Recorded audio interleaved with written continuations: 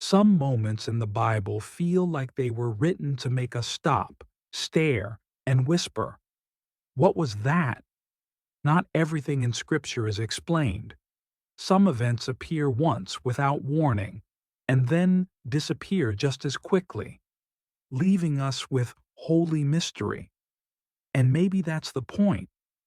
Maybe God is reminding us that He cannot be reduced to what we can predict, analyze, or fully understand.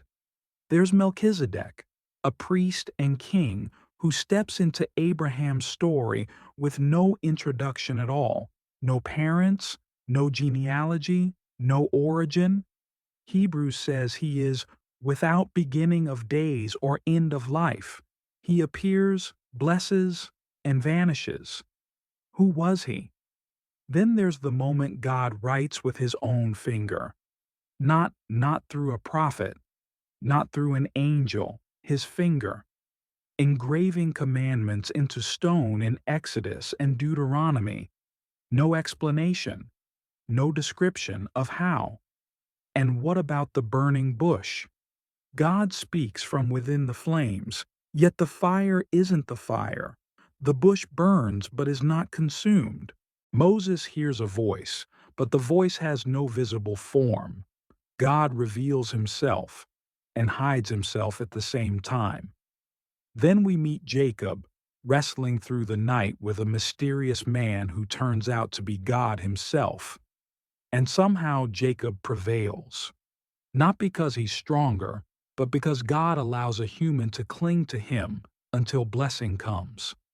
And then there's Enoch, a man who walked with God and was no more. No death, no burial, no explanation, just gone, taken by God in a moment Scripture doesn't unpack. In Daniel, a disembodied hand appears and writes on a palace wall.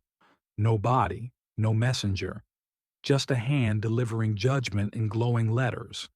And in Matthew, a star behaves like no star should.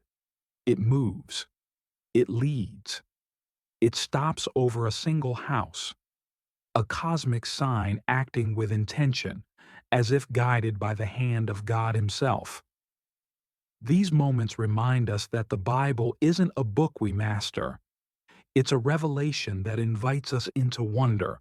God leaves mysteries on purpose, not to confuse us, but to remind us that He is bigger than our explanations, deeper than our understanding, and closer than we realize.